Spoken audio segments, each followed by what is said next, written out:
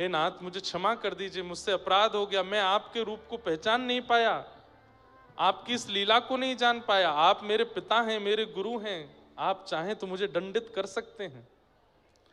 बंधुओं, इंद्र ने अपराध करने के बाद अपने अपराध को स्वीकार किया। हमारे भारत के विशिष्ट संत हुए श्री विनोबा भावे, महाराष्ट्र के, वे कहते थे कि मानव का सबसे सुंदर गुण क्या है? अपने अवगुणों को स्वीकार करना, ये सबसे बड़ा गुण है। कभी आप आजकल के युवाओं को, कभी कभी मुझे लगता है कि हम कथा के अलावा कुछ सत्र किया करें, केवल युवाओं को कुछ समझाने बताने के लिए।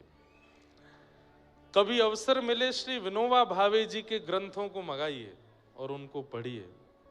हमारी व्यासपीठ पर बैठने में और हमारे स्वयं के जीवन में बहुत कुछ श्री विनोबा भावे जी की कृपा से है। उनको बहुत पढ़ा मैंने। उनके कई विषय राष्ट्रवाद के लिए भी हैं, पर मानव उत्थान के लिए, और क्योंकि वे गीता के ही भावों को पढ़ते रहते थे, महात्मा गांधी भी उनके पास जाते थे। बहुत सुंदर उनके छोटे छोटे प्रसंग इतने अच्छे हैं, छोटी छोटी बातें इतनी अद्भुत हैं। अब कितनी अच्छी बात है। मानव का सबसे बड़ा गुण क्या है? बोले अपने अवगुणों को स्वीकार करना, ये सबसे बड़ा गुण है। और मानव का सबसे बड़ा अवगुण क्या है?